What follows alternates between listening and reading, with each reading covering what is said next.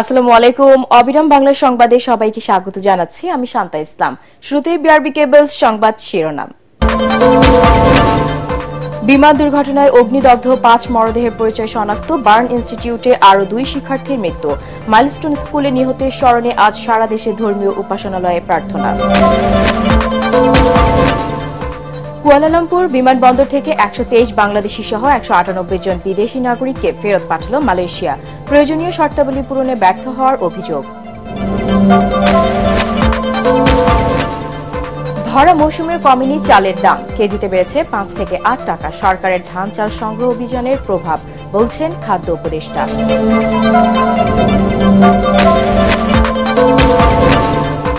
এবং জুলাই আন্দোলনের এই দিনে হতাহতদের খোঁজ না নিয়ে মেট্রো স্টেশন পরিদর্শনে যান শেখ হাসিনা। ক্ষোভে ফুঁসে ওঠে সারা দেশ। নগ্ন হামলা বন্ধের আহ্বান জানায় যুক্তরাষ্ট্র। শুনছিলেন বিআরবি কেবলস সংবাদ শিরোনাম। এবারে জানিয়ে দেব বিস্তারিত সংবাদ। ২.৫ ঘণ্টার ব্যবধানে না ফেরার দেশে চলে গেল মাইলস্টোন স্কুলের আরও ২ শিশু শিক্ষার্থী। বিমান দুর্ঘটনায় অগ্নিদগ্ধ হয়ে জাতীয় বার্ন ইনস্টিটিউটে ৪ দিন ধরে মৃত্যুর সঙ্গে পাঞ্জা লড়ে বৃহস্পতিবার দুপুরে মাহতাবের শেষ বিদায়ের ২.৫ ঘণ্টার পর সহপাঠী মাহিয়াও চলে যায় একই পথে। সরকারের হিসেবে এ নিয়ে মৃতের সংখ্যা দাঁড়ালো ৩১ জনে। জাতীয় বার্ন ইনস্টিটিউটের পরিচালক ডাক্তার নাসির উদ্দিন জানিয়েছেন, এখানে ৪২ জনের চিকিৎসা চলছে। ঢাকা সিএমএইচ এ ভর্তি ৮ জন এবং মনসুর আলী মেডিকেলে ১ জন সহ মোট চিকিৎসা নিচ্ছে ৫১ জন। এরই মধ্যে ১৩ জনকে কেবিনে স্থানান্তর করা হয়েছে বলে সুখবর দেন তিনি। তবে বাকি ৬ জনের অবস্থা ঝুঁকিপূর্ণ। এদিকে সিএমএইচ এ থাকা ৫ মরদেহের পরিচয় ডিএনএ পরীক্ষার মাধ্যমে শনাক্ত করেছে সিআইডি। ইমদাদুল্লাহ বাবুর রিপোর্ট। জাতীয় বার্ন অ্যান্ড প্লাস্টিক সার্জারি ইনস্টিটিউটে চলছে মাইলস্টোন ট্র্যাজেডিতে আহতদের চিকিৎসা। সিঙ্গাপুর, চীন ও ভারত থেকে আসা বিশেষজ্ঞ চিকিৎসকরা ইনস্টিটিউটের ডাক্তারদের সাথে মিলে দগ্ধদের বাঁচাতে চালাচ্ছেন আপ্রাণ চেষ্টা। দেশবাসীর প্রার্থনা এবং চিকিৎসকদের চেষ্টায় বার্ন ইনস্টিটিউটে ভর্তি ১৩ জন অনেকটা ঝুঁকি কাটিয়ে উঠে এখন কেবিনে রয়েছেন। ২-১ দিনের মধ্যে তারা হাসপাতাল ছেড়ে বাসায় ফিরবেন বলে আশা করছেন চিকিৎসকরা। তবে ৬ জনের অবস্থা বেশ গুরুতর, আর আইসিইউতে আছেন ৮ জন। আমাদের ১৩ জন পেশেন্টকে আমরা কেবিনে স্থানান্তর করতে পেরেছি, এটা আমাদের জন্য একটা ভালো খবর। ক্রিটিক্যাল পেশেন্টের ক্ষেত্রে গতকাল যেমন ৮ জনের একটা তালিকা আমরা দিয়েছিলাম, আজকে সেটা ৬ জনে আছে, কারণ যেহেতু ২ জনের মৃত্যু ঘটেছে।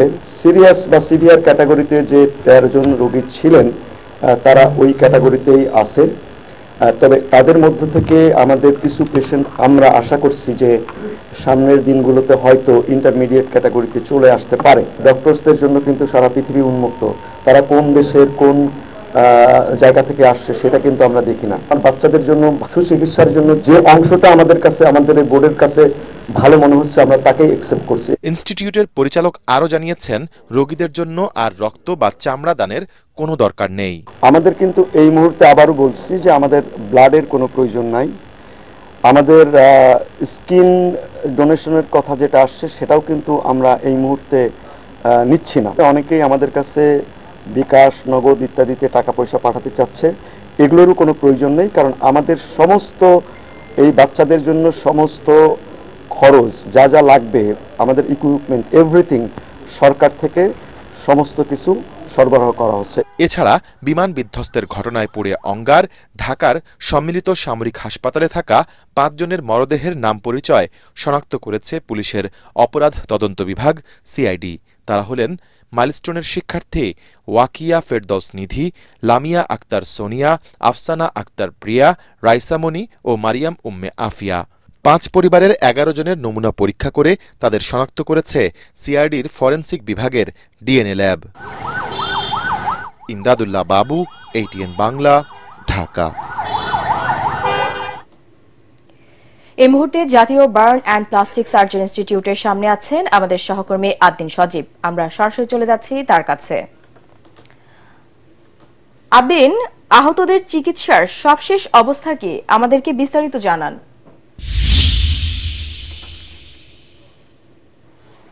আপনি জানেন যে প্রায় 42 জন এখনো চিকিৎসাধীন রয়েছে এবং তাদের মধ্যে 6 জনের অবস্থা আশঙ্কাজনক, এটা আমরা আগে থেকেই জানছিলাম। এবং অন্য যে 42 জনের মধ্যে 6 জন বাদে যে অন্য 36 জন রয়েছে তাদের সবাই যে খুব বেশি ভালো রয়েছে ব্যাপারটা এরকম নয়।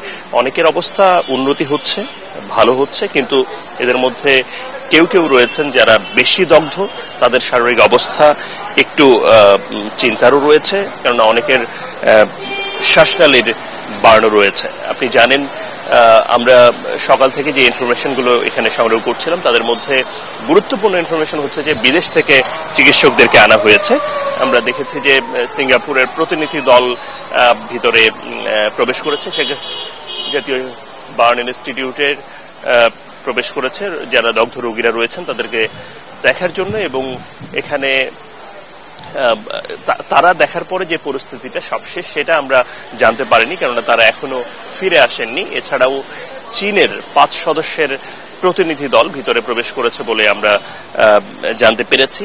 তারাও এখানে যে দগ্ধ রোগীরা রয়েছে, বিশেষ করে যারা সংকটাপন্ন অবস্থায় রয়েছে এবং যাদের বেশি বার্ন রয়েছে তাদের অবস্থা দেখার জন্য। এছাড়াও আপনি যদি খেয়াল করে দেখেন যে অন্য যে কোনো দিনের তুলনায় আজকে জাতীয় বার্ন ইনস্টিটিউটের বাইরের যে পরিস্থিতি সেটা আমরা দেখতে পাচ্ছি না তেমন একটা স্বজনদের মুভমেন্ট কিংবা অন্য যে উৎসুক জনতা সহ অন্য নানা পক্ষের মানুষ এখানে অনেক বেশি ভিড় থাকে, অনেক বেশি উৎসুক জনতার একটা অবস্থান থাকে, সেটা খুব বেশি একটা দেখা যাচ্ছে না। আমরা দেখতে পাচ্ছি যে নিরাপত্তা রক্ষী যারা রয়েছেন, আইন শৃঙ্খলা বাহিনীর সদস্যরা রয়েছেন, সেনাবাহিনী রয়েছেন, তারা জাতীয় বার্ন ইনস্টিটিউটের চতুর্পাশে তাদের যেমন গাড়ির মহড়া রয়েছে, এছাড়াও মেইন গেটগুলোতে জরুরি বিভাগের গেট সহ অন্য যে গেটগুলো রয়েছে সেই গেটগুলোতে তাদের অবস্থান আমরা দেখতে পাচ্ছি।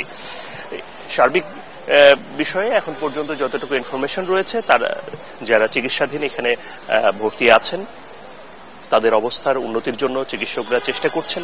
সরকারি পক্ষ থেকেও নানা রকমের উদ্যোগ নেওয়া হয়েছে, যে উদ্যোগগুলোর দৃশ্যমান অগ্রগতি বোঝা যাবে যে এখনো পর্যন্ত যাদের অবস্থা ন্যূনতম সুযোগ থাকবে উন্নতি করে কিংবা আরেকটু ভালো সেবার মাধ্যমে, উন্নত চিকিৎসার মাধ্যমে তাদেরকে ফিরিয়ে আনা, সেটার জন্য সরকারি পক্ষ থেকে এই রোগীগুলোকে অনেক ক্ষেত্রেই মানে হঠাৎ করে দেশের বাইরে নিয়ে যাওয়া সম্ভব কিনা সেটা নিয়ে একটা আলোচনার বিষয় রয়েছে। তারপরেও যারা এখানে রয়েছেন তাদেরকে বিদেশ থেকে চিকিৎসক নিয়ে এসে যে চিকিৎসার যে প্রক্রিয়া সেটা বেগবান করা হয়েছে এবং সেখানে গুরুত্বের সঙ্গেই এগুলো দেখা হচ্ছে। শেষ পর্যন্ত এটার সুফল চাই আমরা সবাই। আমরা চাই যেন উত্তরার এই মাইলস্টোন স্কুলে যে বিধ্বস্ত বিমানের কারণে যে ঘটনা ঘটেছে মর্মান্তিক, তার ফলে এখনো পর্যন্ত যারা সুস্থ রয়েছেন তারা যেন ফিরে আসেন মায়ের কোলে কিংবা তাদের স্বজনদের কাছে, এই প্রত্যাশাই আমরা সবাই করছি।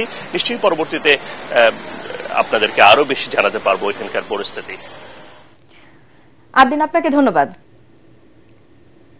রাজধানীর উত্তরায় মাইলস্টোন স্কুল অ্যান্ড কলেজের ক্যাম্পাসে মর্মান্তিক বিমান দুর্ঘটনায় নিহতের আত্মার মাগফিরাত কামনা এবং হাসপাতালে চিকিৎসাধীন আহতদের সুস্থতা কামনা করে দেশের সব ধর্মীয় উপাসনালয়ে বিশেষ প্রার্থনার আয়োজন করা হয়েছে।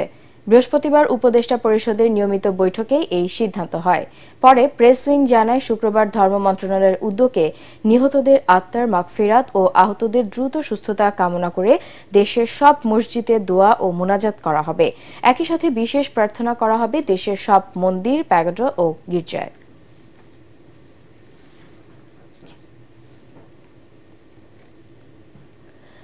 প্রয়োজনীয় শর্তাবলী পূরণে ব্যর্থ হয় বিমানবন্দর থেকে 123 বাংলাদেশি সহ 198 জন বিদেশি নাগরিককে ফেরত পাঠিয়েছে মালয়েশিয়া। বৃহস্পতিবার দেশটির border control and protection agency তাদের ফেরত পাঠায়। মালয়েশিয়ার সীমান্ত নিয়ন্ত্রণ ও সুরক্ষা সংস্থার মহাপরিচালক মোহাম্মদ সুহাইলি মোহাম্মদ জৈন জানান, ভুয়া কাগজপত্র নিয়ে দেশটিতে কাজের উদ্দেশ্য ছিল তাদের। যাদের প্রবেশে বাধা দেওয়া হয়েছে তাদের নট টু ল্যান্ড পদ্ধতির অধীনে বহিষ্কার করা হবে। বিমান সংস্থাগুলো তাদের নিজ দেশে ফেরত পাঠাবে। মালয়েশিয়ার রাষ্ট্রীয় সংবাদ সংস্থা বার্নামার বরাত দিয়ে দেশটির সংবাদ মাধ্যম নিউ স্ট্রেটস টাইমস জানিয়েছে, বৃহস্পতিবার টার্মিনাল 1 থেকে আটক 128 জনের মধ্যে 123 জন বাংলাদেশি, 2 জন পাকিস্তানি, 2 জন ইন্দোনেশিয়ান এবং 1 জন সিরিয়ার নাগরিক রয়েছেন। টার্মিনাল 2-এ আটক 70 জনের মধ্যে 51 জন ইন্দোনেশিয়ান, 13 জন ভারতীয়, 4 জন পাকিস্তানি এবং 2 জন ভিয়েতনামের নাগরিক। এদিকে এই অভিযান চলবে বলে জানিয়েছে দেশটির সীমান্ত নিয়ন্ত্রণ ও সুরক্ষা সংস্থার মহাপরিচালক। গত 11 জুলাই একই কারণে 96 জন বাংলাদেশিকে ফেরত পাঠিয়েছিল মালয়েশিয়া।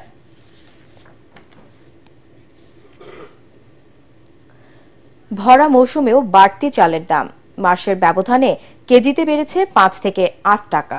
ব্যবসায়ীরা বলছেন মিল থেকেই বেশি দামে কিনতে হচ্ছে তাদের। খাদ্য উপদেষ্টা আলী ইমাম মজুমদার এটিএন বাংলাকে বলেন, সরকার ধান চাল কেনায় দাম বেড়েছে, যা আগামী মাস থেকে কমে আসবে। কেউ মজুতদারি করলে ব্যবস্থা নেওয়ার কথাও জানান তিনি। রিপোর্টে জানাচ্ছেন মাহবুব কবির চপ্পল। বড় মৌসুমে ধানের ভালো ফলনের পর কম থাকার কথা চালের দাম, কিন্তু বাজারে তার উল্টো অবস্থা। ঈদের পর থেকেই দাম বাড়তি। বেশি বেড়েছে মিনিকেট আর নাজির শাইলের দাম। কেজিতে 8 টাকা বেড়ে মিনিকেট বিক্রি হচ্ছে 80 টাকা আর নাজির শাইল 84 থেকে 88 টাকা। অন্যদিকে কেজিতে 5 টাকা বেড়ে বিয়ার 28 বিক্রি হচ্ছে 59 টাকা, জিরা মিনিকেট 66 টাকা। মিনিকেট চালের দাম বাড়ছে, কেজিতে 7-8 টাকা পর্যন্ত বাড়ছে। এই সময় চালের দাম বাড়ার কোনো যুক্তি নেই। কেন হচ্ছে, কিসের জন্য হচ্ছে বুঝতেছি না, তবে এটা ওরা মিলাররা বলতেছে ধানের দাম বেশি। এবার 36 টাকা কেজি দরে 3.5 লাখ টন ধান এবং 49 টাকা কেজি দরে 14 লাখ টন চাল কিনছে সরকার, যা চলবে 31 আগস্ট পর্যন্ত। এজন্য চালের দাম কিছুটা বেড়েছে বলে মনে করছেন খাদ্য উপদেষ্টা, যা দ্রুতই নিয়ন্ত্রণে আসবে বলে জানান তিনি। গত বছর থেকে 4 টাকা বেশি দাম দিয়ে ধান এবং চাল কিনছি, সুতরাং স্বাভাবিকভাবে কিছু একটু বাড়বে। আমরা আশা করতেছি আগামী আগস্ট মাসের প্রথম সপ্তাহের মধ্যে আমরা প্রকিউরমেন্টটা যতটুকু সম্ভব ইনশাল্লাহ আমরা শেষ করবো। এবারে কিন্তু 55 লক্ষ পরিবার 30 কেজি করে চাল পাবে। তো সেই লোকগুলো বাজারে কিনতে যাবে না, তো বাজারে যখন বিক্রেতা বাড়বে এবং ক্রেতা কমবে, কৃষক কিন্তু তার পণ্যের দাম কিছুটা বাড়াইতে হবে, কিছু কিছু ক্রমান্বয়ে কিছু কিছু বাড়বে। যাতে সহনশীল থাকে, ন্যায্য থাকে, তার দিকে আমরা সর্বদাই দৃষ্টি রাখছি।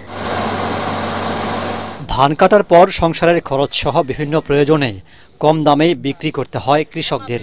চাতাল মালিক আর কিছু ব্যবসায়ী সেগুলো মজুত করে এখন বেশি দামে বিক্রি করছে বলে অভিযোগ উঠেছে। এটা বন্ধে ওই সময়ে কৃষকদের স্বল্প মেয়াদে ঋণ দেওয়ার পরিকল্পনা নেওয়া হয়েছে বলে জানান খাদ্য উপদেষ্টা। বড় বড় মিলাররা তারা দাদন দিয়ে, অগ্রিম দাদন দিয়ে রাখে। বিশেষ করে হাওড় অঞ্চলে মানুষ তো ফাল্গুন চৈত্র মাসে তার একটু অভাবই হয়, ফসলটা ওঠে বৈশাখে। তারা আগাম টাকা নেয় এবং কম ইয়েতে বিক্রি করে দেয় এবং সেটা নিয়ে আসে, নিয়ে এসে তারা এটাকে মিলিং করে বাজারে ছাড়ে। তবে যাতে তাদের নিয়ন্ত্রণটা যাতে একচেটিয়া না থাকে, এই জিনিসগুলি সম্পর্কে আমরা কিছু চিন্তা ভাবনা করছি। মাননীয় অর্থ উপদেষ্টার সাথে আলোচনা করেছি। লোন ব্যাংকে থেকে তারা পায়, যে লোন হয়তো 30 দিনের জন্য থাকবে, এটার জন্য আমরা ব্যবস্থা নিতে চেষ্টা করব। চালের দাম বাড়তে থাকলে আমদানি বাড়িয়ে বাজার নিয়ন্ত্রণের পরিকল্পনা আছে সরকারের। মাহবুব কবির চপল, এটিএন বাংলা, ঢাকা। এবার রক্তে লেখা জুলাই অভ্যুত্থান। কোটা বিরোধী আন্দোলন চলাকালে সারা দেশে সেনা মোতায়েনের পর 25 জুলাই প্রথম জনসমক্ষে আসেন ক্ষমতাচ্যুত সাবেক প্রধানমন্ত্রী শেখ হাসিনা। পরিদর্শন করেন ক্ষতিগ্রস্ত রাজধানীর কাজীপাড়া ও মিরপুর 10-এর মেট্রো রেল স্টেশন। আহত নিহতদের খোঁজ না নিয়ে মেট্রো স্টেশন পরিদর্শন করায় সেদিন আরও বিক্ষুব্ধ হয়ে ওঠে আন্দোলনকারী শিক্ষার্থী ও সাধারণ মানুষ। কারোর সঙ্গে আলোচনা ছাড়াই কোটা সংস্কারের প্রজ্ঞাপন জারি করায় ক্ষুব্ধ প্রতিক্রিয়া জানায় বৈষম্য বিরোধী ছাত্র আন্দোলন। আন্দোলনকারীদের দমাতে আইন শৃঙ্খলা বাহিনীর নগ্ন হামলা বন্ধের আহ্বান জানায় জাতিসংঘ, অ্যামনেস্টি ইন্টারন্যাশনাল সহ যুক্তরাষ্ট্র ও কানাডা। 25 জুলাইয়ের সেই দিনগুলোর কথা জানাচ্ছেন মুশফিকুর রহমান। মানুষের প্রাণ নাকি স্থাপনা, কোনটা বড়?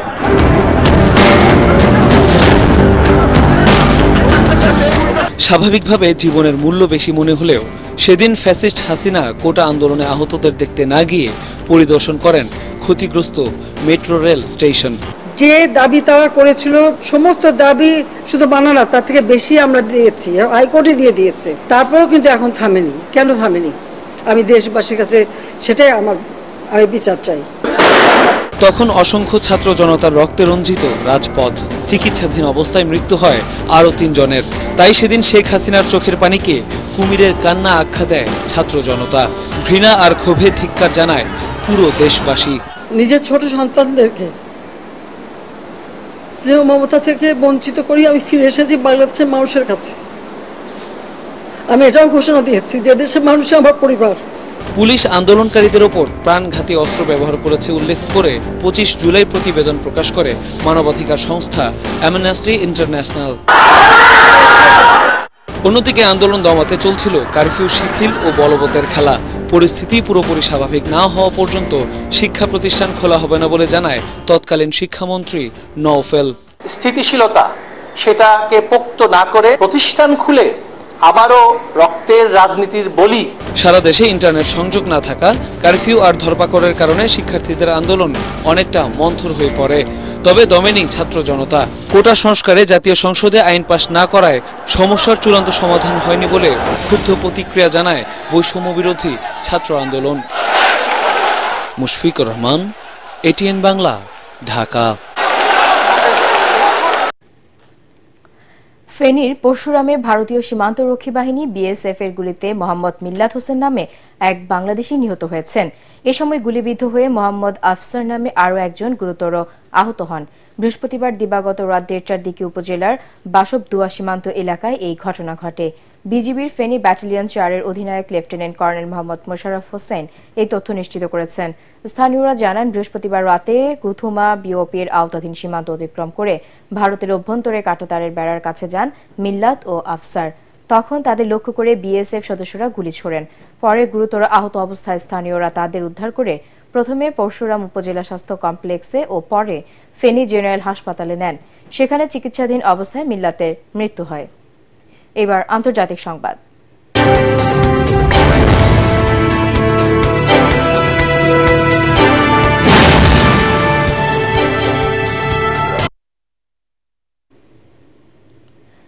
সেপ্টেম্বরে অনুষ্ঠিতব্য জাতিসংঘের সাধারণ পরিষদে ফিলিস্তিন রাষ্ট্রকে স্বীকৃতি দেওয়ার ঘোষণা দিয়েছেন ফ্রান্সের প্রেসিডেন্ট ইমানুয়েল ম্যাক্রো। নিজের ভেরিফাইড ফেসবুক পোস্টে তিনি জানান, মধ্যপ্রাচ্যে ন্যায়সঙ্গত ও স্থায়ী শান্তির ঐতিহাসিক প্রতিশ্রুতির কারণেই তিনি ফিলিস্তিন রাষ্ট্রকে স্বীকৃতি দেওয়ার সিদ্ধান্ত নিয়েছেন। ম্যাক্রো আরও লেখেন, এখন জরুরি হল গাজার যুদ্ধ বন্ধ করা এবং বেসামরিক জনগণকে বাঁচানো। এদিকে গাজা ইসরায়েলি লাগামহীন হামলায় একদিনে আরও 89 ফিলিস্তিনি নিহত হয়েছেন। এতে অঞ্চলটিতে নিহতের মোট সংখ্যা 59,500 ছাড়িয়েছে। একই সময় আহত হয়েছেন আরও 4.5 শতাধিক মানুষ। গাজার স্বাস্থ্য মন্ত্রণালয় জানায়, গত 24 ঘণ্টায় 89টি মরদেহ হাসপাতালে আনা হয়েছে এবং আহত রয়েছেন 453 জন। এদের মধ্যে মানবিক সহায়তা নিতে গিয়ে প্রাণ গেছে আরও 23 ফিলিস্তিনির। এখনও ধ্বংসস্তূপের নিচে বা রাস্তায় পড়ে আছে অনেক মানুষ, যাদের কাছে উদ্ধারকর্মীরা পৌঁছতেই পারছেন না। এবার খেলার খবর।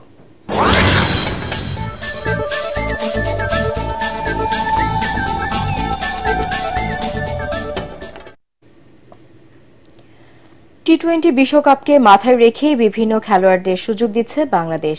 মিরপুরে পাকিস্তানের বিপক্ষে শেষ ম্যাচে পরাজয়ের পর বললেন অধিনায়ক লিটন দাস, এদিন আগের ম্যাচে একাদশ থেকে 5 ক্রিকেটার পরিবর্তন নিয়ে খেলতে নামে টাইগাররা। পরাজয়ের কারণ হিসেবে নিজেদের ব্যাটিং ব্যর্থতার কথাই তুলে ধরেন বাংলাদেশ অধিনায়ক। রিপোর্ট করছেন এস এম আশরাফ। বেঞ্চের শক্তি পরীক্ষার উপলক্ষ পেয়ে সেই সুযোগ আর হারাতে চায়নি বাংলাদেশ। তবে তা কাজেও লাগাতে পারেননি ক্রিকেটাররা। যে 5 জন সুযোগ পেয়েছেন একাদশে, একমাত্র সাইফুদ্দিন ছাড়া বাকিরা জ্বলে উঠতে পারেননি। একসাথে 5 পরিবর্তনের কারণ জানাতে গিয়ে লিটন বলেন, বিশ্বকাপের আগে সবারই সুযোগ পাওয়া উচিত।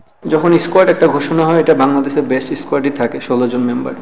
আমাদের কাজ হচ্ছে 16 জন মেম্বার থেকে 11 চুজ করা, এবং সবচেয়ে বড় জিনিস হচ্ছে 11 চুজ যেন এবং টিমটা যেন উইন করে। ফার্স্ট মোটিভ থাকে টিমটা যেন জিততে পারে, সেটা যেই খেলুক না কেন। ওই দিক দিয়ে আমি চিন্তা করে দেখলাম যে আমরা যারাই খেলানো হয়েছে সবাই ওয়েল পারফর্মার। সো কিছু কিছু জিনিস তো আপনাকে ইন ফিউচারের জন্য একটু চিন্তা করতে হবে। আমার মনে হয় সেই জন্যই আমাদের আজকে সবাইকে অপরচুনিটি দেওয়া ছিল। এ সময় তিনি জানান, ভবিষ্যতে ডেথ বোলিংয়ে আরও উন্নতি দরকার তার বোলারদের। লাস্ট কিছুদিন যাবৎ আমার কাছে মনে হয় যে জিনিসটা আমরা একটু স্ট্রাগল করতেছি, আমরা নতুন বলে খুবই ভালো বল করতেছি। আমাদের বোলিং ইউনিট, আমাদের ডেড বোলিংটা আরেকটু স্ট্রং করতে হবে, যেটা আমার ফিল এবং আমার মনে হয় এই যে আমাদের ফুল টিম থেকে ওই জিনিসটা আমরা বিলিভ করি। অবভিয়াসলি ব্যাটিং তো আছে, কারণ আপনি কন্টিনিউ যখন ব্যাটিং ভালো করতে থাকবেন, ভালো উইকেটে খেলতে থাকবেন, ভালো ব্যাটিং করবেন, বোলারদের ম্যাচ জেতানোর সুযোগটা বেশি থাকবে। বাংলাদেশের পরবর্তী সিরিজ ভারতের বিপক্ষে আগস্টে ঘরের মাটিতে 3 ওয়ানডে আর 3 টি20তে মুখোমুখি হবে টাইগাররা। S M Ashraf, ATN Bangla. শেষ করার আগে বিআরবি কেবল সংবাদ শিরোনাম আরো একবার। বিমান দুর্ঘটনায় অগ্নিদগ্ধ 5 মরদেহের পরিচয় শনাক্ত, বার্ন ইনস্টিটিউটে আরও 2 শিক্ষার্থীর মৃত্যু। মাইলস্টোন স্কুলে নিহতের স্মরণে আজ সারা দেশে ধর্মীয় উপাসনালয়ে প্রার্থনা। কুয়ালালামপুর বিমানবন্দর থেকে 123 বাংলাদেশি সহ 198 জন বিদেশি নাগরিককে ফেরত পাঠালো মালয়েশিয়া, প্রয়োজনীয় শর্তাবলী পূরণে ব্যর্থ হওয়ার অভিযোগ। ভরা মৌসুমেও কমেনি চালের দাম, কেজিতে বেড়েছে 5 থেকে 8 টাকা। সরকারের ধান চাল সংগ্রহ অভিযানের প্রভাব বলছেন খাদ্য উপদেষ্টা।